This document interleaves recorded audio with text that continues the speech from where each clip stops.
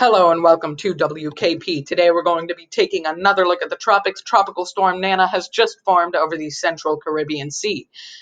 In this video I will be going over prediction models, and I will also make some of my own models to give you guys a good idea of what the storm's impacts and what it will be when it makes landfall will look like. So let's start off with the National Hurricane Center's website.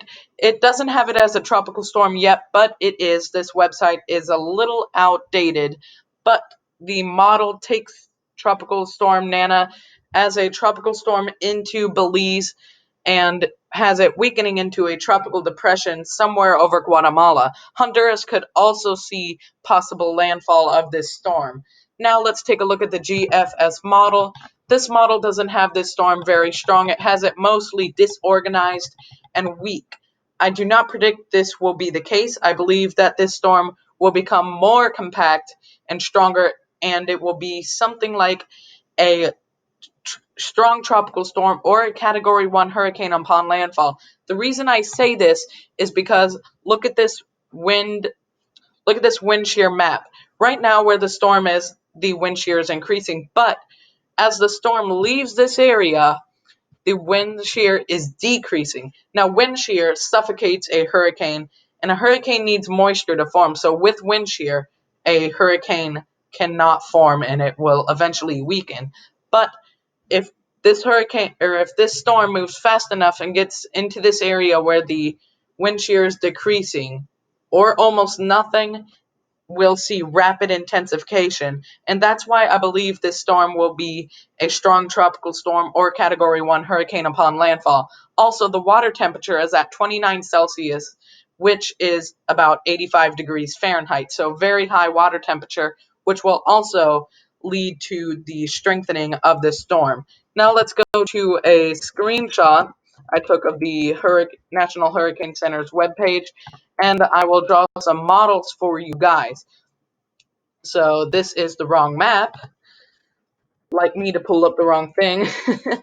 So I'm going to pull up the screenshot, and I believe this is it right here.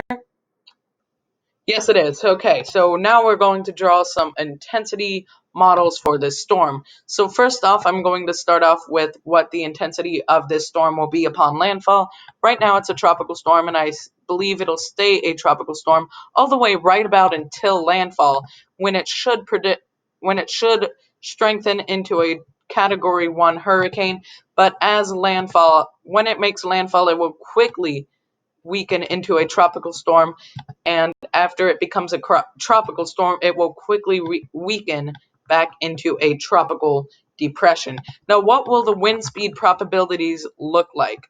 The wind speed will likely be 50 mile an hour sustained with gusts up to 75 miles per hour. I predict that areas for strong tropical storm force winds will be Belize and parts of Honduras, depending on where landfall is. And I predict that for just tropical storm force winds, inland Belize and parts of coastal Honduras. And for less than tropical storm force winds, we'll be seeing Guatemala, and inland Honduras will be seeing that amount of winds. Now, what will flooding look like? Because this storm is going to be quite weak upon landfall, well, not extremely weak, but because it won't be a very major hurricane, I predict we'll see moderate flooding in parts of Belize and, depending on landfall, parts of Honduras. But where landfall is, we could see a high rate of flooding, though I do not predict we'll see much flooding with this storm.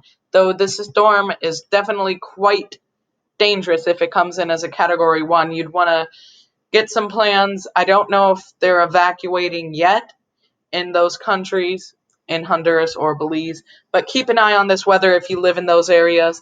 Thank you everybody for watching this video. I hope to see you in another video.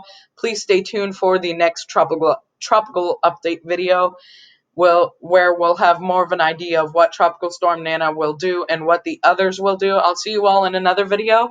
Bye.